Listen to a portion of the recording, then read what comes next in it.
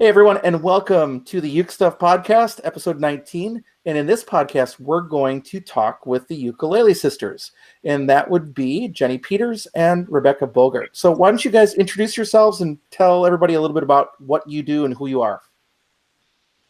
Okay, I'm Jenny, and my sister, Rebecca. The two of us together are 21 ukulele songs.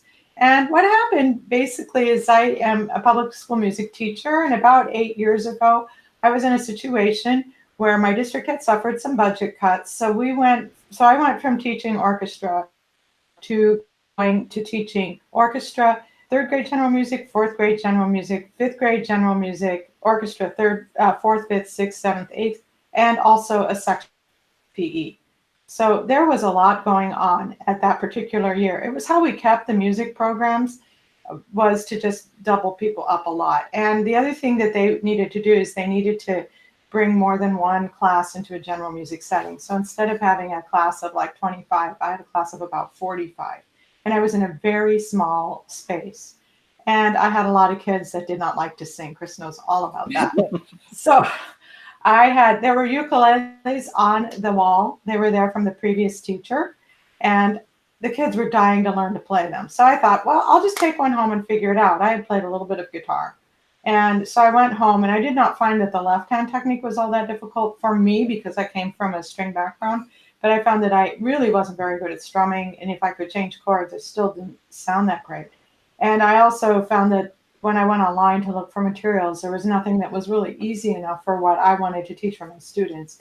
Because my students were going to need one chord songs. They were going to need to work on steady beat. They were going to need to work on rhythm. They were going to need to work on the coordination of singing and playing. And changing chords was going to come down the road. Also, when I tried to teach playing melodies, that just didn't work with that many students. So I took a class at the Old Town School of Folk Music here in Chicago in Hawaiian ukulele and learned a lot of strums. And from taking this class and talking to the teacher of it and figuring out, I decided to create something that used really simple folk songs. So our first songs in our books are all songs that don't change chords, things like "Are You Sleeping?" Any kind of song that might be around, because you don't have to change chords on it, and develop steady beat and singing. So that was how we did that. Then I went out to California to visit Rebecca over the summer, and she and I were talking. And she said that she was interested in ukulele. And I said, I know ukulele. So I shared all this information with her and I taught her. And through the act of teaching her as well, I learned a lot about the left hand, that it's not incredibly intuitive for everyone, because places where my students were getting stuck, I was not understanding why they were getting stuck. And it was helpful to have another person's point of view. Between the two of us, we have probably 70 years of teaching experience, because we've both taught piano. I've taught violin.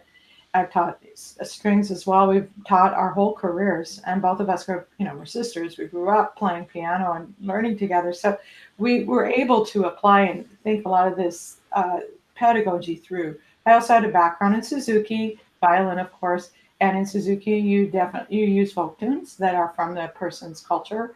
And so using folk tunes from American culture just seemed like a really logical place to start. And so that's how we developed the original 21 songs in 6 days. And Rebecca was able to learn 21 songs in 6 days. And that was really exciting. So, Rebecca, you want to add anything about yourself and your own journey? Yeah. My background, I played flute in high school. I've studied and played piano my whole life. And at one point, due to some personal stuff, I decided I wanted to write a book about music, some kind of book, and get it self-published and have that be part of what I was doing.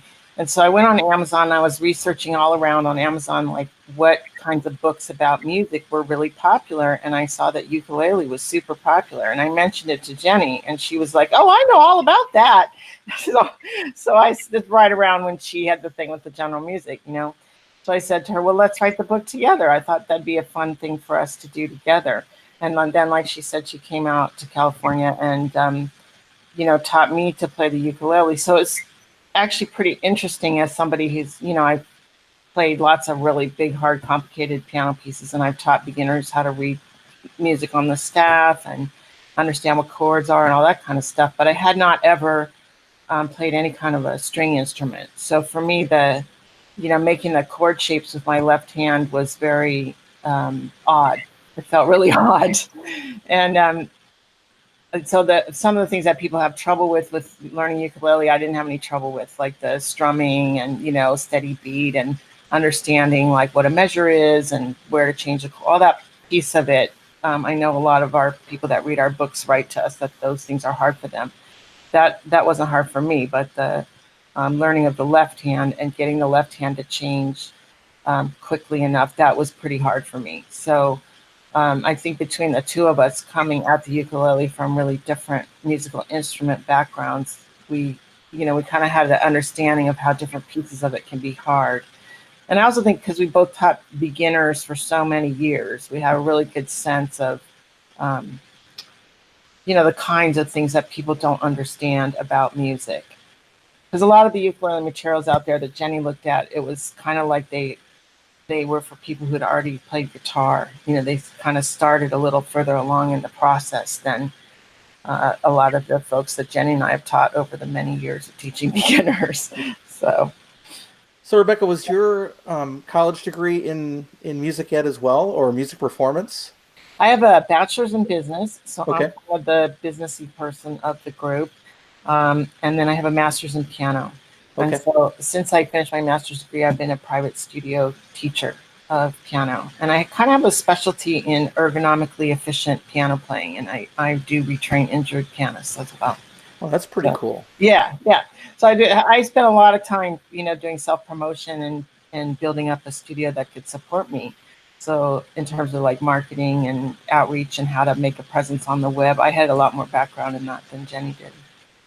So what was music like in your home growing up? What was that like between both you as sisters and then the rest of your family? Well, it was interesting because both of us were very serious pianists. And so we used to make a schedule about who would get the piano when. And I'm more of a morning person and she's more of a night person. So I would practice in the morning before school. And then I was also in the concert choir that also met before school. So I would get up before choir and probably practice I was probably going to go to 5:30. I'd practice from 6 to 7 on the piano, rush off to school to make the 7:20 class, go to school all day, and then I would come home and that would be her time to do the piano, and that's when I would do the violin.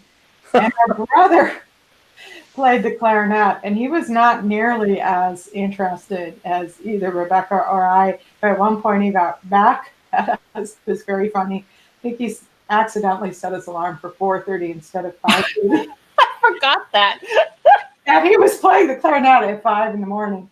And I was like, why are you really loudly into my bedroom? So, I mean, he kind of was getting back at both of us for that. But there was always music coming out of our house constantly. Our mother insisted that we practice, and that in order to pay for lessons, she insisted on the practice. And it was, there were no iPads for distraction or anything like that.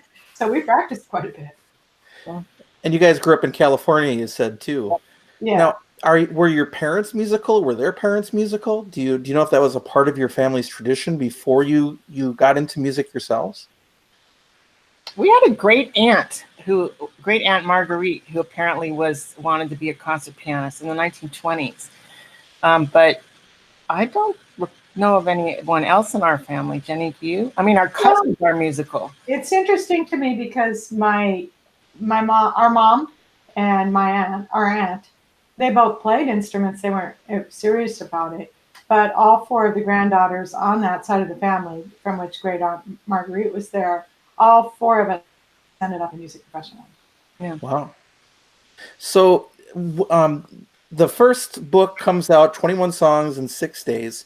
Does that precede the Ukulele for All, the UFA as you call it? Yes. Okay, so so you worked together to create the book, but then did you self-publish? Was it carried by a publisher? What was the next step in actually bringing it to reality? We self-published 21 Songs in 6 Days on Amazon. The first edition didn't even have any music notation at all. It just had the lyrics, and we were emailing people links to the videos. And then we built a website, and then our next book wasn't it the Christmas book, or was it Yeah, but I think we made 21 Songs have sheet music. Well, yeah, then we put some music notes into 21 Songs. We improved the website. Then we made the Christmas book. And then we decided we wanted to try to make a book that was really for classroom music. So we published 21 Songs in 6 Days Classroom Edition on Amazon. And we were trying to, reach classroom teachers with that book. And it was not easy. Classroom teachers are not shopping for their methods on Amazon. Right.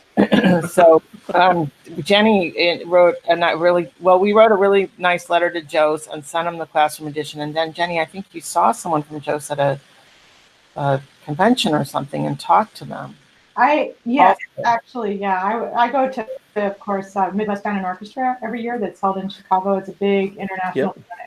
So huge deal. Yes. Yeah, it's huge. It's the biggest one in our industry. Yeah, my high school band went 3 times. Now, I didn't go with them at any one of the times, but they went 3 times with Buzz Hofer over the years. I don't know if you guys ever met Buzz or not. Jenny, you might know Buzz. Yeah, I've heard the name. But, it's a huge deal to be invited to play there. Oh, huge deal. So anyway, I go there because I'm an orchestra director in Chicago, and so I get professional growth days, and I go. And so I went to the Joe's booth because I had really enjoyed authors that I had read his materials, and I talked to him about my ukulele materials, and I gave him a copy of the ukulele materials, and then he passed them on. Who was that that passed it on? I missed the name. I'm drawing a blank right now. Okay, because long story short is my college band director was Bruce Pearson, who wrote of course, the Standard of Excellence and Bruce is Traditions of Excellence, and that's a Chose publication.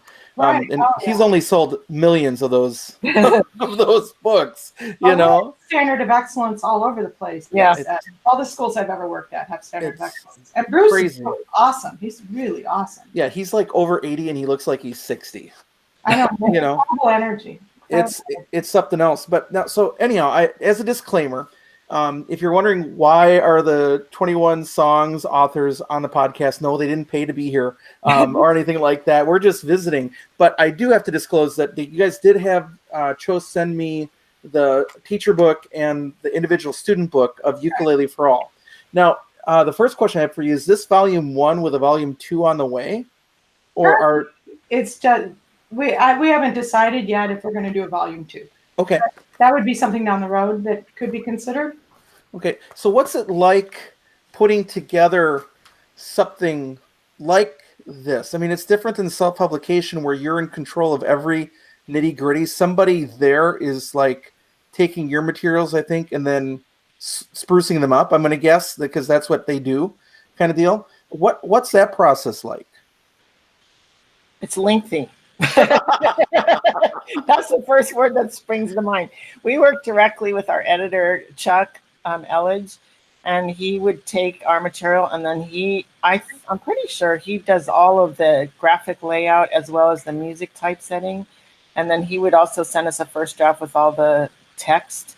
And then we would get back to him with comments. And we went back, I think it was at least 8 or 9 months. Yeah, I think it was close to the length of a school year that we spent. Yeah, that we went back and, where he would send us something and then we would add comments or rewrite or this and that. So it was a real collaborative effort. It was almost like writing a brand new book, pretty much. I thought we would just sign the contract and then they would send us a beautiful book in 2 months and that would be that. But it wasn't like that at all. It was a lot of time. But, I think it really added a lot to the book, so... Did both of you have to proof? Oh, sorry, Jenny. Did both of you have to proof everything before it got... Yes. Okay, so like both authors had to say good, and then you go to the next step. Sorry, Jenny. So I interrupted you, Jenny. What were you about to say? I was going to say, it's really interesting because that's probably the hardest thing when you self-publish. Well, no, I don't know what the hardest thing is. But a hard thing about self-publishing is the proofing. And proofing text seems to be easier than proofing music. And errors can crop into music that no one sees. And what was interesting to me in Ukulele for All is then I started using it when I was teaching. And I am sure there were at least 6 or 7 professional musicians who had looked over it with a fine-tooth comb. And it was some 10-year-old who found a tiny error on one page. And so then I emailed Chuck and they fixed the error. But I mean, even with all these people on it, it's like those of us who, it just goes right past us. I mean, somebody had just put the dots in slightly different place on one of the G7 chords, and said, "Oh, I guess we play it differently when we get to such and such chapter." I'm like, "No," and I looked. Oh my god! And none of us had seen that error. And when I emailed them, they just fixed it right away. But apparently, this is common within the industry that music's pretty hard to proofread. And we went over with a fine tooth comb, and they did. Our editor did. We all did.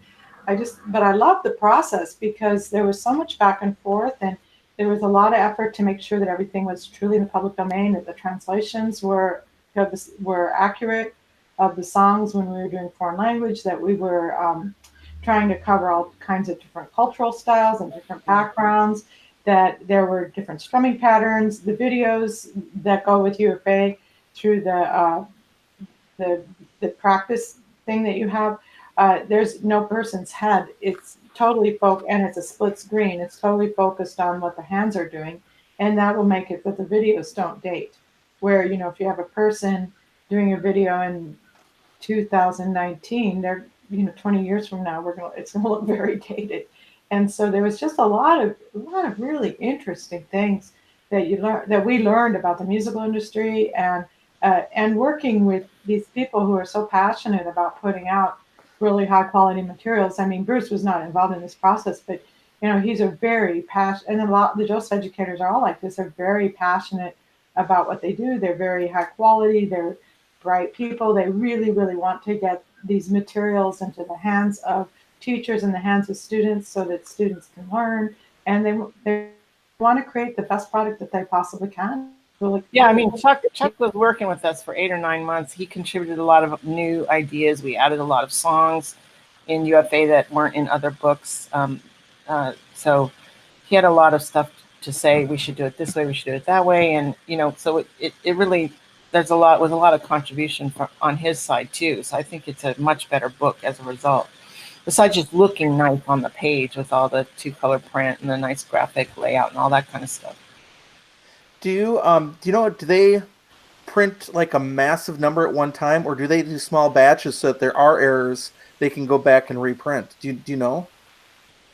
I don't know. Okay, I was curious of that. Also, like, I know Jenny, you're a string teacher, so you use a string method book. Right. And I won't ask you if you use Chos's string method book, but do you find similarities between the book that you've put together for ukulele and, for example, like a string method book?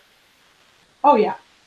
But, I mean, and I find similarities with the publisher, too, in a sense, because, I mean, many people in strings use essential elements. Pretty much in band, you're going to use essential elements, or you're going to use standard of excellence. And in orchestra, there's several others. And the other thing that's so interesting is when kids book I used in 1960 whatever, 68, they're still using that book. And so there's something. Is that the Rubank or whatever it is? Applebaum. Yeah, in band and orchestra, band was always that Rubank method, right? The on the flute. Yeah, and tuba. I'm a tuba player, so. Oh, right. Mm-hmm. Yeah. So now here's. I'm sorry, Jenny. Go ahead. So what I found that was interesting a little bit was the essential elements. A lot of people use it, but I found that it advances pretty quickly, at least in strings, and that 2 years later, you might say to somebody, but we went over key signatures, and you went over key signatures because it was on page 8 of Essential Elements, because you see it every single day. And then suddenly you're saying, but we went over that, but partly because there wasn't a ton of repetition of easy material, the kids don't always get it. And I found that when I was looking at it for ukulele, it's a very fine book, but where I think that some of the publishers, they try to move more slowly and have more repetition. So it kind of depends what fits what the teacher wants to do. And I kind of find that for my kiddos that it's good to get new material but not have it be harder necessarily, so that they can really master some of the concepts while they're still learning how to read. The question I have for with you for this book is a question about how to use it.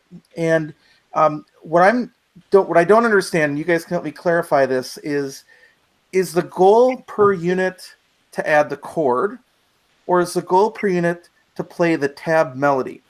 And that's what I can't tell, or is it to do both?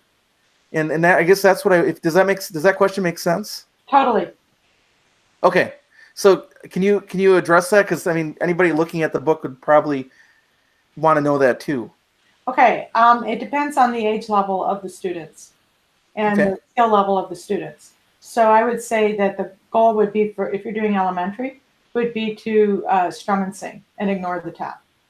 And then if you have students in your class that, as we all do, who are more advanced, who have more background, then you're going to be staying on the simpler material, you're going to be staying on the C major, A minor songs, but then you have some whiz who's played piano for 5 years and is really bored and is starting to get a little bit mouthy about it, then you give that student the opportunity to work with the tab. So the idea being that you sing and strum. All of the videos are such that each song is presented with a sing and strum and then presented with playing the melody. So it would be up to the teacher to make that decision. But the book was written with the idea of differentiation, and that was because I was using this material at the middle school level, and I was using it with students who had not played any instrument whatsoever since they'd done recorder in 3rd grade. And then I had a bunch of band and orchestra kids in the same class, and I needed to come up and find material that the teacher could make the decision for the differentiation. No, that's perfect because I was looking at it and I don't know how well you guys have your own book memorized. I know I don't. Like the books that I've written, I have no idea what page things are on. But on the very first, page 5, it shows how to read tab and how to play melody, and then it jumps immediately into "Are You Sleeping?" And I was like, boy, that's a really quick jump because we wouldn't do that on violin. We wouldn't go to multiple strings quite yet. No. And then it immediately the next page was "Are You Sleeping?" with playing different notes on different strings, and I was like, wow, that's really quick. But if I'm starting to understand that the main goal is the chord, and then the differentiation for your more advanced student would be, okay, you're such a show off. Here's the next thing you can do. Right. Kind of deal. So I was just that's the one thing about the book that I didn't understand just from going through it, and I don't know if it says that anywhere in the book either. It would probably say that in the teacher edition. Okay, and by the way, I'll point that out too. It comes while you buy a teacher edition, but it has a teacher edition available, which shows each page and then gives you all sorts of different information, including tying everything back to what would be kind of the national standards of music. Correct. Which, of course, you get some schools where that's a really big, hot issue, that everything has to tie back to one of the standards. Right. And then you get other schools where nobody even walks into your room as a music teacher and never even, if they know that you're in the building, it's a miracle, kind of deal. So that is available too. And again, going to Bruce Pearson's example, I know that like with Standard of Excellence and Tradition of Excellence, I think Standards is the current one. No, Tradition is the new one, isn't it? I'm not sure. I can't remember. It's something of excellence. It's been around a long time. But you get all these, detailed, full-colored images and then all sorts of notes for each lesson to help you along the way if you can't come up with that yourself as a teacher. Right. So you're not forced to buy the teacher edition, but if you're a person that's lost and terrified of how you're going to teach this very scary 4-string instrument, it'll eat you alive. If that's you, this is available to help them along the way. And I think that's really good. And one of the things we wanted to do was make sure that the student pages were visible when you were teaching from it, because the teacher's edition, that's really, really, really long, and it doesn't really say what page the students are on. I find those to be confusing when I'm teaching. If I'm going to use a teacher's edition, I want to see what the students see. And put in another way, you have the same size book as they do. So it's not like you're Moses walking around with the 10 Commandments, in order to teach. But then you also have the ability not only to see your own notes, but to see the actual page that the student is playing. Correct. In your group. That was something that was important to both Rebecca and I, and Joseph went with that. So how has response been to Ukulele for All so far? It's been pretty good. I mean, it's hard for us to know exactly because we're not privy to that with our self-published stuff. Of course, we follow all that, but we're not privy to that kind of information. But we have gotten royalty checks, not huge ones, but we have gotten royalty checks. So it appears to be doing pretty well.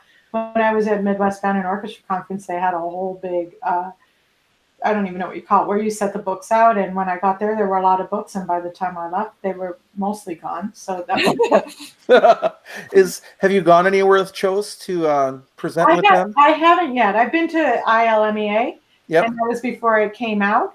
And I've done a few workshops in the Chicago area. I know that Chose is working on getting me some workshops to do at some of the MEAs, possibly in the next year or so. Like some like Ohio, ones in the Midwest mainly. But I haven't yet gone. I'm hoping to go hopefully in the next school year. So if anybody's teaching ukulele and you're interested, definitely check out the series. And I think it covers about the first 5 chords if you're just learning chords. Right. Is that about right? Yeah. Maybe 6 chords? 5. Okay. Not the G chord? Is the G chord not in there yet? No, it's just G7, not G. Yeah. See, I'm a goofball. I like introducing G as my 3rd chord to middle school. Middle school. Yeah. Because there's like, I don't know, with middle school kids, there's like this attitude of you have C and F and they can nail it. And then they start to act like they're too big for their britches. Yeah. Like, this instrument is too easy. This is a waste of my time because I can do everything already. And then you say, okay, hotshot, here's G. Yeah. Let's see how you do with that now. Okay. And let's walk you through what you have to do. But when they suddenly have to change to that normal, upside down V position and move their fingers the whole way, and suddenly it's not super easy anymore, then they kind of go, oh, okay. And it's a reset point. And I actually call that, I don't know if you guys have those in your teaching, but it's one of those like declarative moments for me. If that's where a kid will then decide, am I going to do this or am I going to not do this? Because, suddenly this is, now again, the G chord in my own studies is about the 2nd most used chord that's in all the songs. So it's used all the time. And that's not even counting G7. So it's just that watershed moment of, are you going to learn this or not? And it's kind of like, I read an article about guitar a couple of years ago where they said that the F chord on guitar was where most guitar players quit. And you think about that, and F is used in so many songs too, to think that that's where people hang it up. So the G chord isn't the B flat, right? So it's not like you're going all that way, but it's enough of a change and it's hard enough that, okay, now's where you have to. So I understand for elementary that teachers want to avoid that, and I get that. And I will be an elementary teacher in the fall, so I'll understand that really, really well. But for middle school, it just seemed to be like a good wake-up moment. So Ukulele for All covers the first 5 chords, which would include, if I strip to the back here, C, A minor, F, C7, and G7. And then for your hot shots, if they're interested, they can learn how to play the melody via reading tab with traditional note on top. And I love that you did that too, by the way. Thank you. I cannot handle tab that doesn't have traditional notation on top of it. I don't know why, but I just can't. I know that's how a lot of guitar players are reading their music, are these just like lines of dashes and numbers. And it's like, how do you even know the rhythm, exactly. I don't know what you're looking at. Exactly. Well, so yeah. Anything else you guys want to say about Ukulele for All?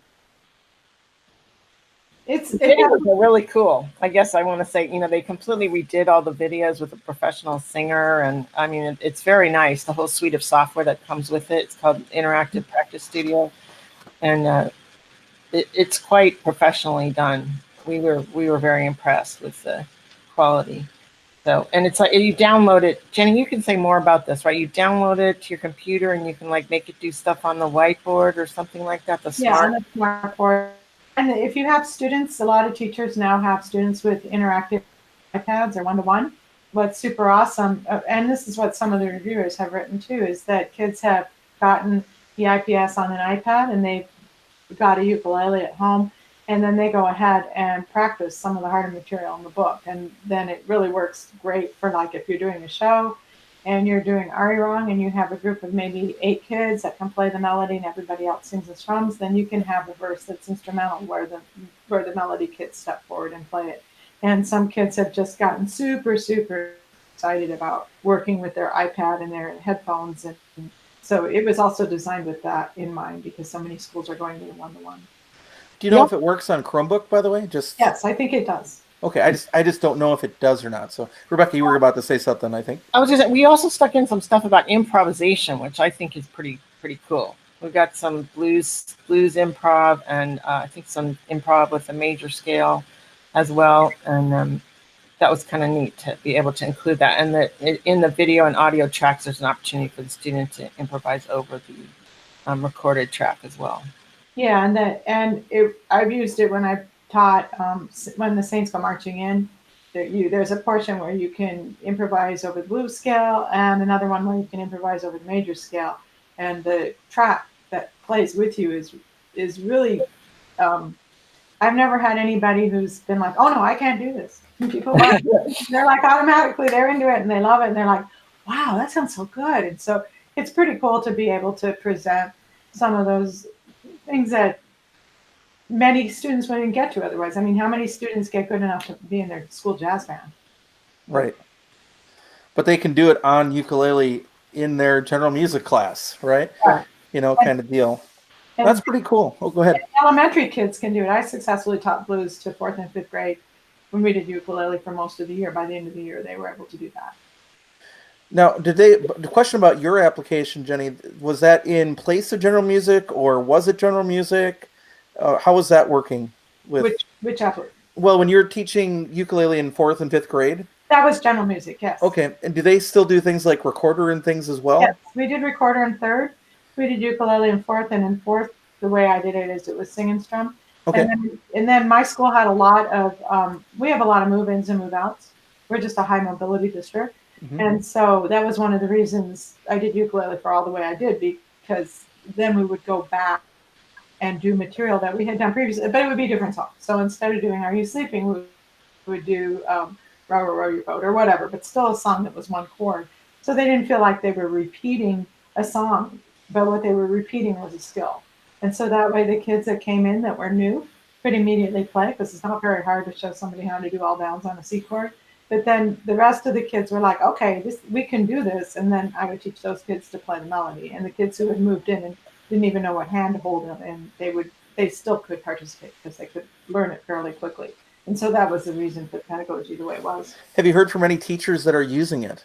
Yeah, I have. A colleague of mine is a high school teacher, and she uses this. She teaches, I think, some of the special needs kids in high school, and they've loved Ukulele for All.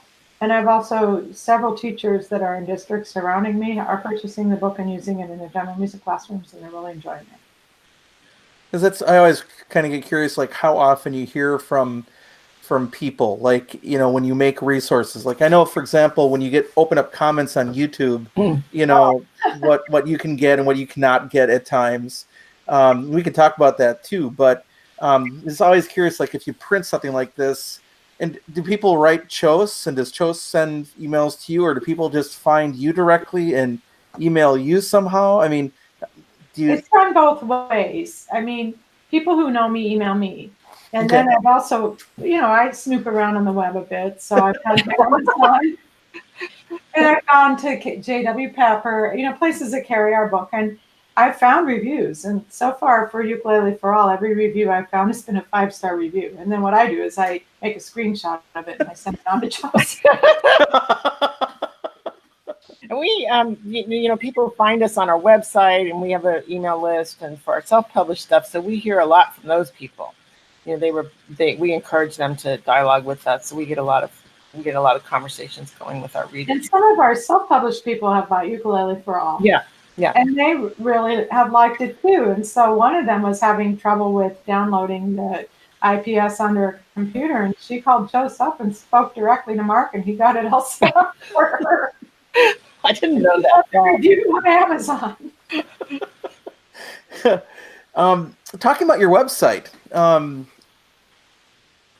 somehow you tripped on Genius when you found your name, because it's Ukulele EO, right? Yeah. Or do you say IO? I'm not sure which one you do. And I'm not sure if you're aware of this, but all of the really popular gaming, like online games right now, are .io. So at our school, we blocked all the games that kids could download on their iPads, because we were a one-to-one iPad middle school. but we couldn't ban Safari because teachers needed it. Well, of course, kids go out and find places of where to play games then instead of participating in class. And that's a whole nother discussion for another time. And you have techie people like myself that are aware that it's going on and try to help steer kids. And then there are other teachers who have no clue that it's going on, and they're just ignorant. Ignorance is probably not the right word, but they're just ignorant of the situation, and they just teach while the kids are just gaming the entire hour. So like websites like there's a zomsroyale.io in there. There's a Yo-ho-ho.io, like pirate shooter games. So whenever the kids see like EO, like I don't know if you guys are familiar with the website flat.io. Mm-hmm. It's an online music notation program that works with Google. Side note, if you want to check it out. Oh, wow. There's free and paid versions of it, but flat.io, if I talked with kids about going to flat.io, you'd be like, well, this isn't a game. Because they're used to IO. But at that age of like 10 through 18, because you have ukulele.io, you have a pull that you would have never, ever have guessed that occurred with that. So I don't know if you've ever seen or hits shoot up to your website at some point, but it's probably because kids are trying to find a ukulele-based game. Uh-huh. And if you ever want to really like spike your channel, you could have somebody develop a really like easy, like one of those, remember those Google games on the Google like search that pop up, like if you press the Google, it'll bring up a little game. If you ever had somebody design a little insert game for you that you could drop on ukulele.io, man, you'd have people on your website all the time, just so you know. Kind of deal. So my question is, I think, Jenny, you said you guys are working on redesigning your website again, or reworking it? We're installing a new WordPress theme. Okay. You might know about that. Yeah, it's a new back end, basically, so that we can have a better service for people and more flexibility, easier to develop new pages and stuff. Yeah, I haven't spent a lot of time on your website. That's the one thing that I didn't do before coming on this video. Do you want to talk about your website at all and what it offers? Sure. When you buy the self-published books, the reader can create an account on the website, and then that's where they can go to access all the videos that go with each of the songs. And so each book has one book has only 5 songs, but the books that have the full 21 songs, it's around 100 minutes of video. There's a lesson for every song in the book, and sometimes there's a couple lessons about how to play this chord or that chord or whatever. So there's a very robust members area that we spend a lot of time and energy setting up. And then we have a blog that we're currently reviewing and sprucing up, and we're going to be writing a lot of new blog content. What else about our website? Kind of serves those two functions, really. One is to help deliver content to people that bought the book, and then the other function is to help people find out about us, and what we're doing. So, how did the Bondi giveaway go? I never heard how that all turned out. If people don't know, when you guys released your 21 folk songs, you had a giveaway with a Bondi ukulele. Mm-hmm. And Bondi is a company. Are they from Australia? Australia, I think. Yeah. Mm-hmm. Yeah, it's named after Bondi Beach, but the ukuleles are not made there. They're made in China, and they're shipped over to Australia. And they had a pretty active social media presence about a year to a year and a half ago. A couple of the big names of ukulele places on YouTube were all doing reviews of the Bondi ukuleles, and people overall thought they were pretty good. And they also did some stuff. Bondi, I believe, sponsored back some education initiatives, like I think in Indonesia, where if you bought a ukulele, you were basically also providing, I don't know, however resources to teach ukulele in a third world country, quite honestly. And then there were some other things that they were doing. So how did you guys get hooked up with Bondi, and how did the giveaway go? That's my next question for you. They reached out to us, I think, because we have the YouTube channel, and they wanted to know if Jenny would do if we would do an unboxing review. So that's kind of what you're saying, like reaching out to the influencers. And so that's how that happened. And then we were about to do our launch, and we had in the past done this thing where we gave away a ukulele when we did the book launch and ran a sweepstakes. So just to, raise people's excitement about the launch. So we decided to ask Bondi if they would donate a ukulele to us that we could then do a sweepstakes. So they were like, sure. So, yeah. So people seemed excited about it. I mean, right before the launch, we got a whole bunch of people commenting, "I can't wait to get the Bondi." You know, everyone was really excited. So that was fun, and we did it with a plugin on our WordPress website where they entered through the website, and once they bought the book, and they were entered to win the ukulele. So. Hey, you guys never sent like a picture, like or announcement. I didn't see of who won it, so I was kind of curious how that all wrapped up or anything like that. Oh yeah, we should have probably done that. Yeah, I think we did that in the past when we gave away a Kala uke. We did do that. We got a picture of the guy with his uke, and he was really happy. He has a nice smile. Do you then have to go back? Like, for example, I buy my books on like Kindle, for example, or iBooks because I've got an iPad and it's not available as a PDF, which is what I love the most with like Foursquare or whatever. But PDFs are hard to manage because there's no way to keep people from just sharing them freely, illegally. But when you go back, do you have to then go and upload a new version without the paragraph about the giveaway, or do you just leave that in there saying that was historically what happened, we're good with that? No, we upload a new version. Yeah. Okay. Yeah, and that's really easy to do with Kindle. You just upload a PDF, or for the self-published, for the paper book, you upload a PDF. And for Kindle, you upload it's called a .mobi. And, it's like uploading any file. You just upload it, and then you click publish, and you have to proof it. But it's not a complicated process. It doesn't take very long. So done it many times. Because as Jenny said, music is hard to proofread. So there's a lot of uploading going on.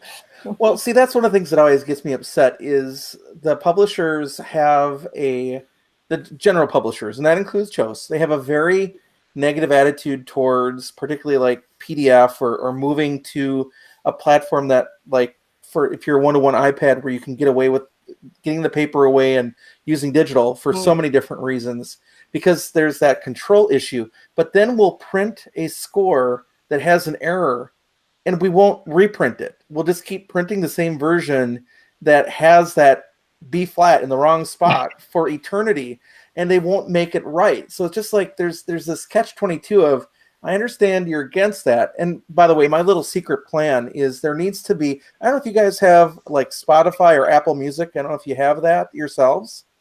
I don't have it. I'm not using it yet, but I probably will be because iTunes is dying. So yeah, it just well, it's not. It's a long story. iTunes is still gonna the Apple Music will still handle all your private stuff, so you don't have to worry about it.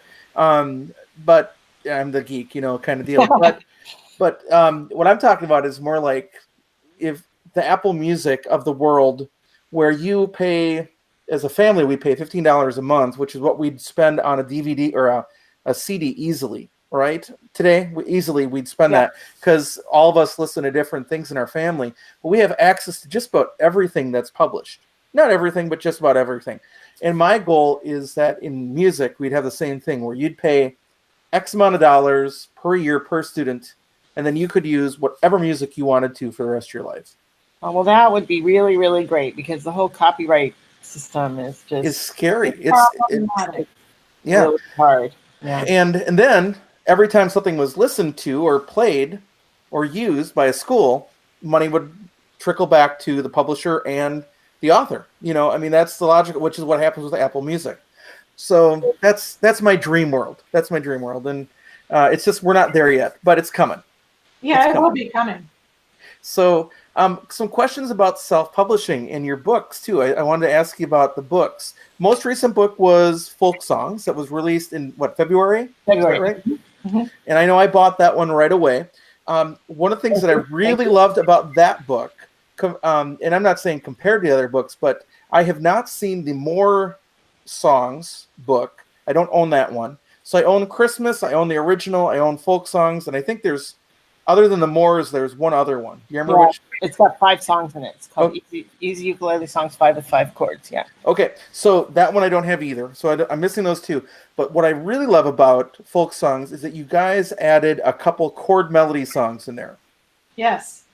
And if people are listening and don't know what chord melody is, the idea of chord melody is you're playing the melody, but where it's appropriate, you play a chord at the same time to make a song sound more like a song. Yeah.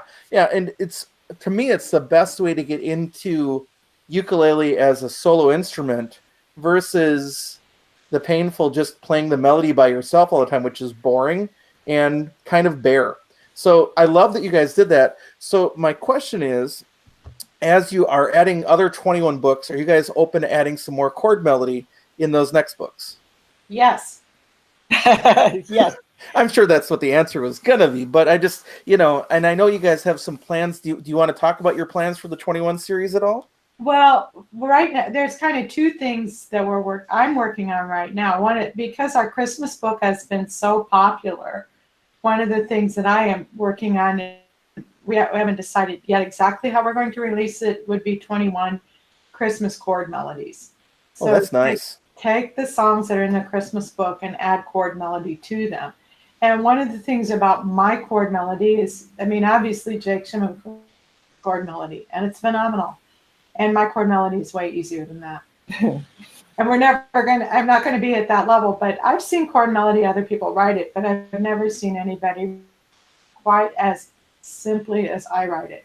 And that's one of the things that I'm working on, is the 21 chord melody. And then because we got in comments, that's one of the things that we're working very much, is responding to comments from customers.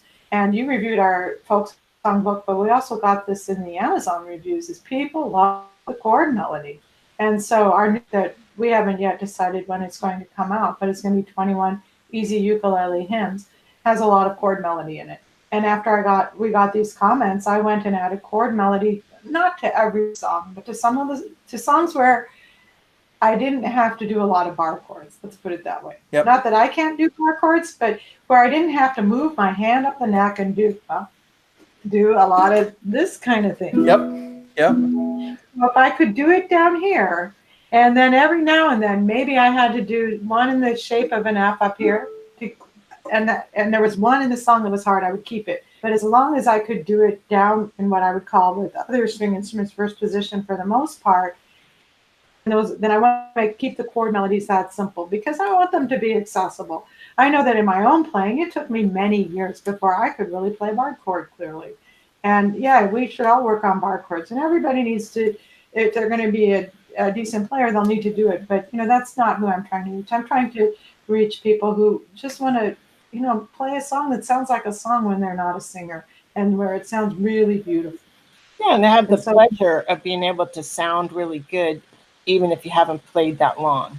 Because that's really what we're trying to bring to people, is that the sense that, you can just start with this instrument and it could be enjoyable. It doesn't have to be torturous. It doesn't have to be frustrating. You can sound good. You can have fun and still make progress. That's basically our mission statement, so to speak, that we want to help people, learn and have it be enjoyable rather than frustrating or feeling like there's a whole bunch of hurdles in the road and they don't know what to do next, that kind of thing. Certainly in piano teaching, I have seen that for years. A lot of books will just get too hard, way, way, way too fast. Or they'll be going along and there'll be 16 measures that are playable, and measure 17 is a disaster. No first-year student could ever play that measure, but there it is, right in the middle of the method book, and the student thinks that it's their fault, that they're not a good student. But as the teacher, that the material's not leveled appropriately. So that's really what we strive to do with our stuff, is really make it accessible for people so that they can enjoy the process of learning. I think that's where I got sucked into ukulele heart and soul, was when the first time I went to a ukulele jam locally where it was filled with retired people. Right. Because they meet during the middle of the day, where nobody that has a job can attend these things, right? But at one of the local music stores, there's a group of people that are generally retired, and they were coming together and playing songs that they loved out of the Yellow Book, the Daily 365 by, we call it the Yellow Book, and just playing songs and calling songs that they liked.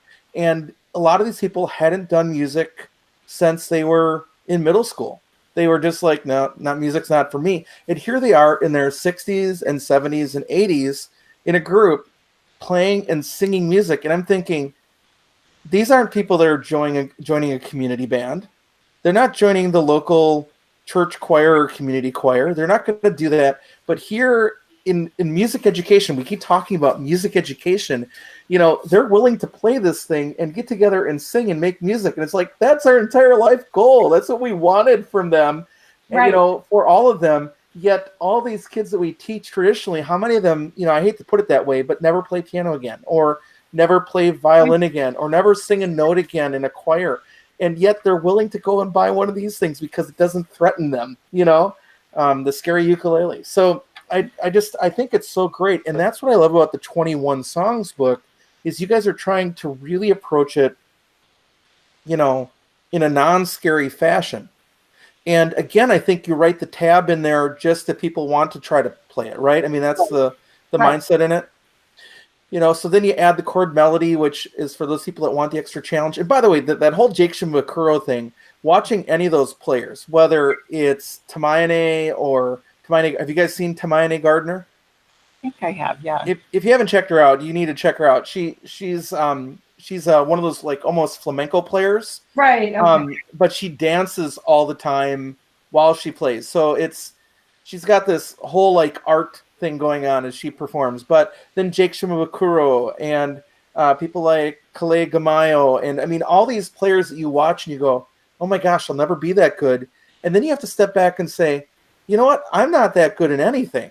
You know, I mean, realistically, those people are like the 1%ers of the world. How many of us are 1% in anything in our lives? Okay. And why do we let that stop us? It doesn't stop us from breathing. You know, I'm not the best breather in the world. Okay, well, I'm going to stop breathing. So it's just, you know, it's just Jake Shimabukuro, just like Tamayane, those guys are playing since they were 4 and 5 years old. They better be good if that's all that they do. And Jake's approaching 40 and Tamayane is 30-something. If that's all you do and that's all you've ever done, you better darn well be good at it. You know, meanwhile, if you're picking this up for the first time, just enjoy some folk songs and just, you know, enjoy what you're doing and have fun with it. So I don't know. I think it's really cool what you're doing. Now, videos, Jenny, I know that you're the main video presence on the 21 Songs channel. Do you want to talk about the videos that you make? Because you do a lot of video work. Yes, I do. For the past year, we've been putting out a video each week, and I try to get some input from our fans as far as what videos they would like. Also pick songs that I like. I'm kind of doing a mix of public domain material and material where I'm covering other artists. And basically what I am trying to do when I do the more popular, I wouldn't say they're that popular. My most recent one was Hotel California. That's a pretty old song, but it was popular when I was growing up. And it's a very cool song. You know, I think the Eagles originally do it in B minor, so I transpose it A minor. I think a lot of people in ukulele play-alongs transpose it. So I try to find a ukulele-friendly key, try to find ukulele-friendly chords, and then I start each video with a lesson that explains whatever the chords are, the strumming pattern. And then we have some freelancers that help us with the framing, and so they put the lyrics underneath with the chord names, and then on the sidebar you have the chord. That way you know what chord is coming up, but you can also see when it changes. And when I do melody tap, because I'll sometimes do that at the end of the song, our freelancers will circle the note as I'm playing it, and they'll indicate where it is on the ukulele fretboard. And people comment on the YouTube videos that they like them because they seem to be among the easier versions of the songs that are around on YouTube. I mean, there's lots of really fine ukulele teachers, but a lot of times their stuff is not quite as accessible as ours. So again, we're trying to fill that niche of accessibility and of having fun. So you're recording from where you normally record your videos, right? I mean, that's the room that you normally record in? Yeah, I have a room in the back of my house, which was my music room. So that's where I am. Now, what do you use to record? What's your setup typically? I have it's a Blue Yeti microphone. Okay. And then I have now figured out how to use an iPad with a teleprompter. So I memorize the chords, but I still need help to remember all the lyrics. So that way I can read the lyrics as I'm playing, and then I record on the iPad. I plug the microphone into the iPad. Then I transfer all that to the computer, and I do the initial editing in iMovie, and then I send it off to one of our people that we hire, and that person puts all the framing around the videos so that the lyrics are there and the chord changes are there. Okay. So I was wondering if you did that stuff yourself, because that's what I do with our play-alongs and stuff. I know you Is do I that do yourself. Yeah, that's all the stuff that I do. I have fun with it, but it takes forever to do too. So Yes. No, I send that off. I do the singing and the playing. now, side note with YouTube, when you're doing the songs like, oh, let's say Hotel California, do you find that the copyright owners find out that you did that song and send you the message that your content is not monetizable or anything? Do you ever get like those notices or anything? We do, and I think sometimes we share the monetization with the copyright holder if it's not public domain, but we still get some. But they send them to me, but I just kind of ignore them. I mean, in terms of our actual revenue from our business, the YouTube ad revenue is minuscule. I mean, it's very, very small amount of money. It's like coffee money for a couple months at best. It's really small. I would take anything at this point, just to. Yeah. But with all sincerity, now when you have like your book, like let's take the first book. Can you just not talk money, but can you talk about how many copies of that first book have sold? The first 21 books. Wow. I don't know. I know we've sold. We're approaching 70,000 total for all the titles, but I don't know off the top of my head how much is 21 songs. I would say maybe 40 to 50% of that would be 21 songs, and another big, large, gigantic percentage of that would be the Christmas one. Yeah, I would imagine. Sell a lot more than the other books that we have. So. Did the folk song book do as well as you expected, or not? I guess is. The launch was pretty successful. Now it's starting to taper off, which I guess is apparently normal for new books. When we were thinking about doing the folk song book, I was sort of looking around on Amazon. There's various software you can get that'll estimate how many copies of a title are sold based on its ranking on Amazon. And the whole niche of ukulele folk songs was not a gigantic niche to start. It was like the software would say there's not enough data to give you an answer and stuff like that. So I guess we of course hoped that we would sell many, many copies, but I'm not surprised that we're not at the results. I mean, I think they're pretty good, but they're not. It's not going to knock the Christmas book out of its spot. Let's just put it that way. Do you get like any Chose, when they knew that you guys were making that book, did they offer you at any point to take over your 21 series, or do they just say that's your deal, that's fine? They wanted to take all of our books when we did and I did not want to have them have all our books. I felt like it was better for us to be self-published. Okay, I mean that's great. Is there anything else you want to add about self-publishing or anything? If anybody else is considering self-publishing anything, I don't know. It doesn't have to be a ukulele book. It's not that easy to be successful at self-publishing. It's not that hard to actually publish your book, to actually get it up on Amazon. That part is not hard. The part that's hard is getting people to find your book and getting them to buy your book. That's the part that's hard. How many ukuleles do you own? I'm up to 52 at the moment. So I have 7. And Rebecca, you said I have 1. Yeah, and I told Rebecca she's like the unicorn of the ukulele world. Yeah, she is. The right number of ukuleles is always one more than you currently own. Sometimes 2. So, yeah, I don't know. It's kind of fascinating to learn about your side of the business where you self-publish and have all that. I know, Jenny, you presented. I think I missed you at that. I was presenting an iPad session at the same conference that you were presenting that ukulele session at ILMEA that one year. Oh, wow. Oh, cool. And I'll be back at ILMEA doing some ukulele stuff and iPad stuff this coming year in 2020. Oh, so if you're there, I'll say hi. Oh yeah, of course. But have you presented on 21 songs anywhere else? I've done some workshops around Chicago. So I did one for music and arts. They had one that they just invited some educators out for, and so I did that. And I did. I presented at some of the universities around here for their music education students. So I've gone to Lake Forest College, Trinity College, College of Lake County, some of the places that are around here. And and then I think there was, those are the main ones that I've done, mainly in my area. I presented at some area music stores as well. Okay. And I mean, as you guys think about business models and stuff, Rebecca and I, the other thing we talked about in that part that I'm going to cut out was how you grow the business. And I was asking if you tried any like Google ads, like the AdSense or Facebook ads. And Rebecca, do you want to speak to that at all? Yeah, we did try Facebook ads, and it was they just almost impossible to have them be profitable.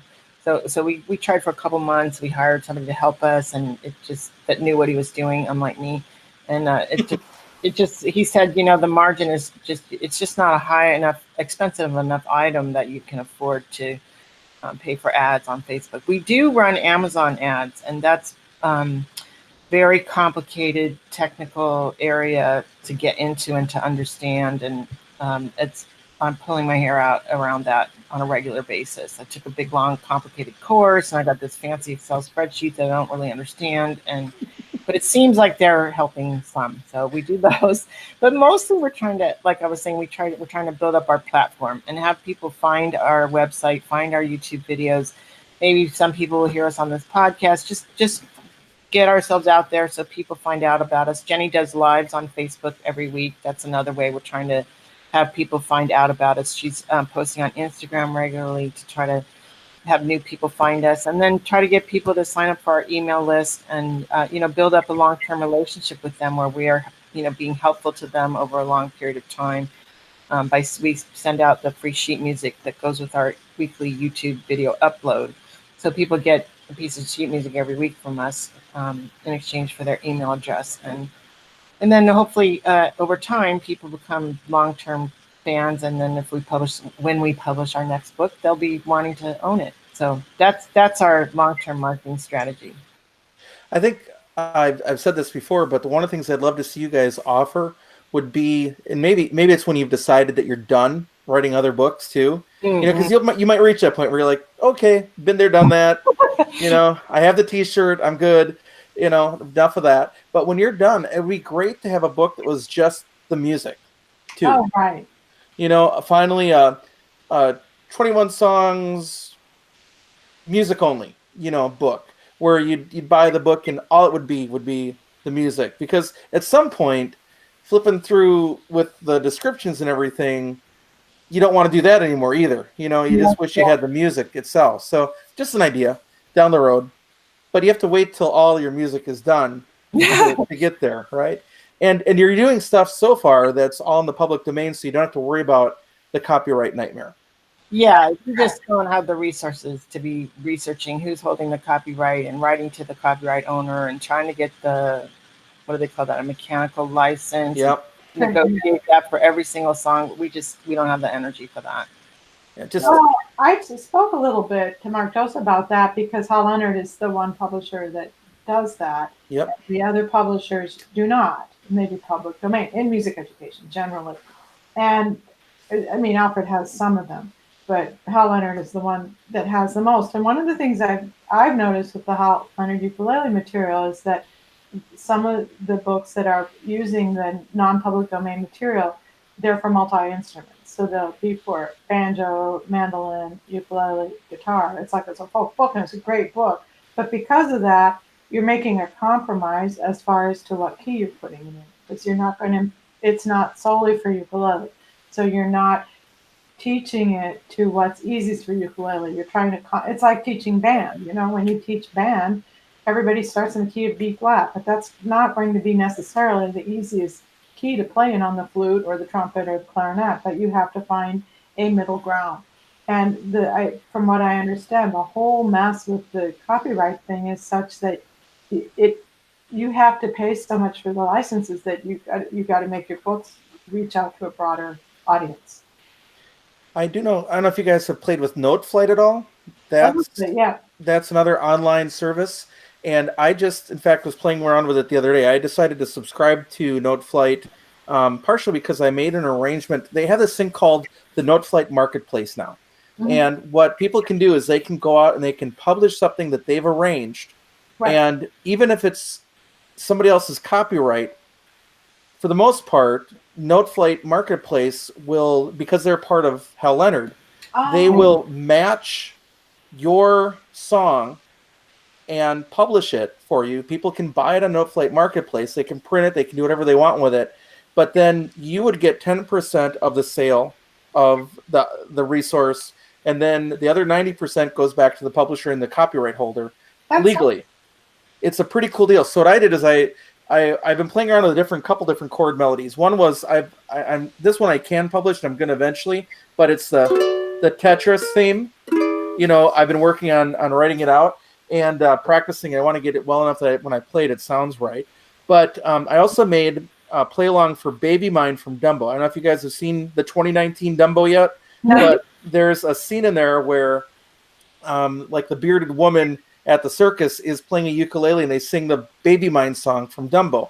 And I made a play along of it, and then I thought, oh, this would be fun as a chord melody. So I made it as a chord melody, which I do most of my chord melody work with Notion. I don't know if you guys are familiar with Notion, but I love that as a software writing program. But then I thought, you know what, maybe I'll put it on Noteflight Marketplace, and if people want to pay for a chord melody, it'll be available. Well, I went to publish it on Noteflight, and unfortunately Notion didn't quite work transposing over to Noteflight, so I had to do it from scratch. But you can write ukulele tab in Noteflight. But then when I went to publish it, it's one of those songs that Hal Leonard won't allow to be published because it's Disney. So I went through all that work and just hit the wall. But kind of another neat idea. I just don't know how you can make a compilation of like songs. Like, here's our 21 songs in the Noteflight Marketplace, because each song individually would be more than just buying the book in the first place. You know, that kind of, so it's just an interesting time where we're pushing these boundaries of what copyright is and what's legal, what's not. Like, I don't even know if it's legal to, and this is why I don't get into it, like to actually publish the lyrics of a song on a web page.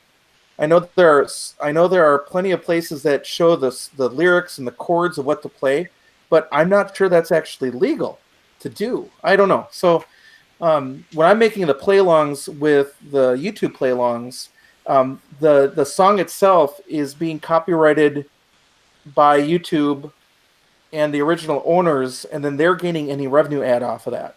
So we don't make any money off of any of those play-alongs, anybody making those videos. So it's kind of a different world. We're definitely not doing it to get rich. That's for sure. No. Yes. That's clear. Yeah.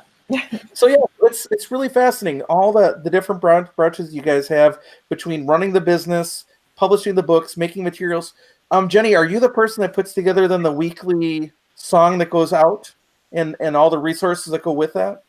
We do that together. I mean, I kind of decided, I record it, that I create like my little song sheet with the chord symbols and things like that. I do that in Go Chords. And then Rebecca proofs it, and we have some freelancers that proof it so that it can go out. Clearly the person who's putting the chords underneath while I'm singing the lyrics and the chords by the side uses that material. And then that's what goes out to people, unless it's public domain song. And then I write the public domain song in Finale, and I create a PDF of the song that I wrote in Finale, and then that goes out.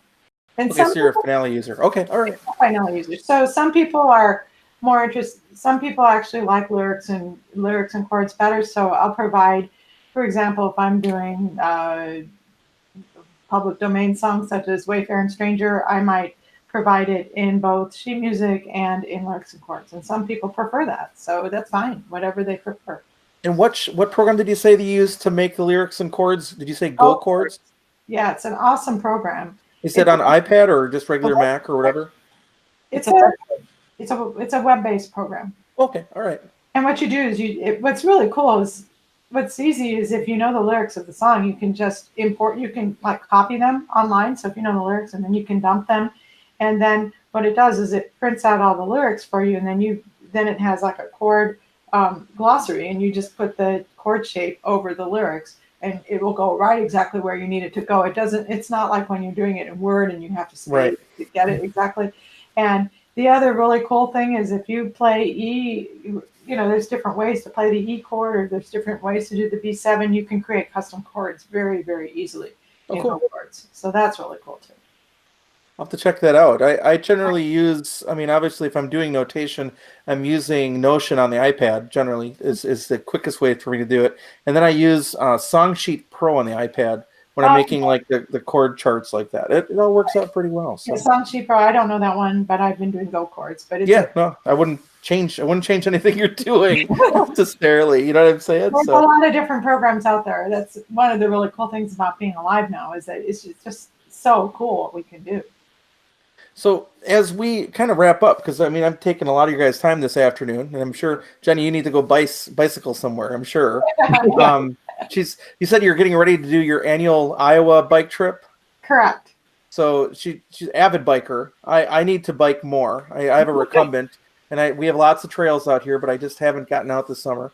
Spending all the time making videos and things like that. But so is there anything else you guys would like to say about the 21 songs, the Ukulele for All, ukulele.io? Anything you want to say about in closing about what you've got? It's been a really enjoyable experience for me these years working with Jenny in particular. I think we've spent more time together since we started the business than we had in the previous 20 years before that.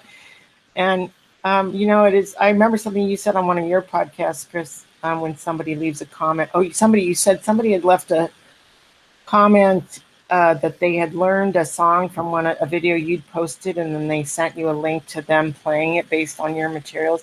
So when we get a message from one of our fans, that they, this one guy in England sent us this long email that he auditioned for the local uke club and they accepted him.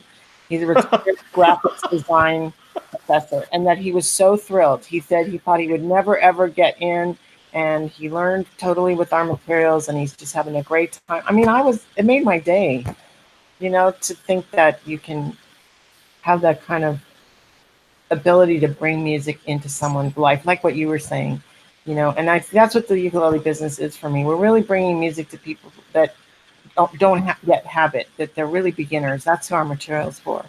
And it's a really joyful thing to be doing. So that's what I have to say. The end. Yeah, I would just say that, sort of reiterating what she said, but just the idea that our materials are there for the beginner. Therefore, ukulele is for everyone. I had actually a student in school who is nonverbal, and he also has some issues with left-hand coordination, but he's very musical, and he could play along with the Joe's Sing and Strum, all the various songs, and he could get the strumming patterns and the beat. And there was a day once when I had done a weird scheduling where I had my most advanced 7th graders coming in to do their Haydn string quartet, and this little boy on ukulele who couldn't put his fingers down on the left hand at all. So I split the time so that each group played for each other. And the little boy who is so musical, and it was really cool to see these two groups of children, some who were very high functioning and some who were not as much, able to communicate through music, and to honor each other through music, and to listen to each other, and to be kind and generous. In 7th grade, I was thrilled. But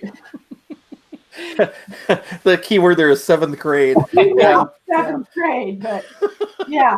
So it's just something that's just so magical about this instrument, that it brings music, which, as the three of us know, since we've all devoted our lives to being musicians, is that music touches a part of your soul and a part of your heart that is nothing else does, that is unique to the human experience. And the ukulele seems to be the instrument that can reach people that other instruments cannot.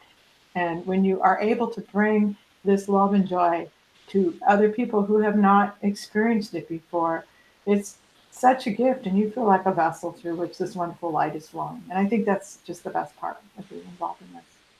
Well, I appreciate everything that you guys are doing, and again, I'll be checking out the next books. I look forward to. I would imagine that if you're looking at doing a Christmas book, you're thinking about trying to have it ready by this Christmas time too. I'd imagine. Oh, yeah. So I'll look forward to seeing that, and being a person that appreciates hymns, which is, I think, a diminishing number of people in our culture, unfortunately.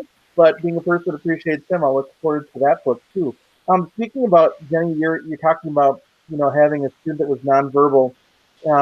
There was a great video recently, I don't know if you guys saw it, of a kid in Canada who was autistic, and he started playing the ukulele like a steel string I guitar. saw it. Oh, Did you see it? And that was just an amazing video to watch of how a kid just, again, there's going to be some ukulele purists out there. We have them in ukulele too, that will talk about how that kid isn't playing right and his technique is horrible and whatever. But realistically, you just step back and go, it's amazing that an instrument can break that barrier too. And I'll see if I can remember to put the link to that video, if it's even out on YouTube, in the description below when this gets published, which will be in the next couple days or so.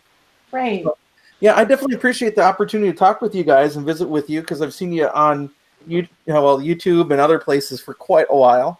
And I think it was one of the very first books that I bought when I started playing ukulele, trying to figure out what to do. And what's really cool about the 21 Songs book is that I think it approximates what most people want to do with ukulele, which is just sing songs and play. That's what most people want to do off the start. Like even kids, they don't want to play the melody right off the bat. They want to sing songs and play. Right. And adults, the senior citizens that I see that are coming back to the ukulele, they want to sing songs and play. And that's what the 21 Songs book allows. And then the Ukulele for All series, that allows teachers then to teach the other stuff that they want to teach. That maybe the kids don't want to do, but it opens that door to them. So that's kind of cool to see too. Well, thank you, Chris.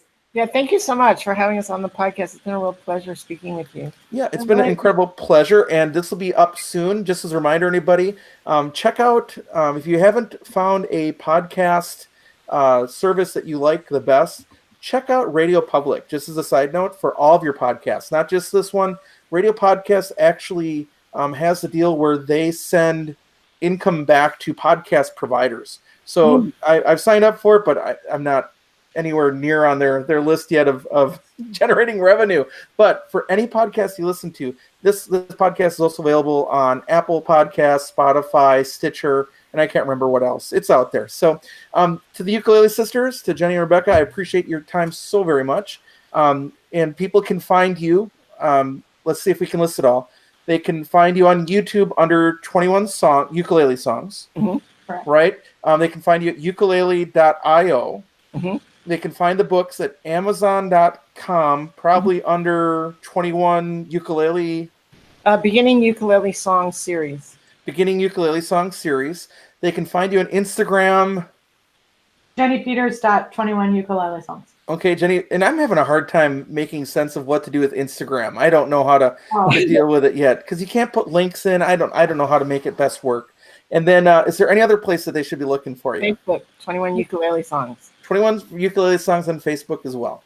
Yeah. So, and there is one other thing, Rebecca. We have a podcast gift, which we would like. Oh, that's right. Ukulele.io/podcast.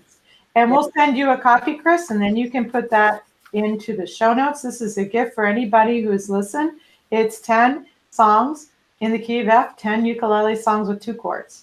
And everyone includes B flat. No, just kidding. No. No. There's the gotcha, right? No. F and C7. That's it. So what was that link again? One more time. You tell them the link, Rebecca. It's ukulele.io/podcast. And you can find a link to those 10 free songs for listening to podcasts. That's very nice. We didn't even talk about doing that. So thank you so much. We'll send that to you, and then you can put that in the show notes. Excellent. Well, thank you again for your time. Thank you, everybody, for listening, and we'll catch you next time.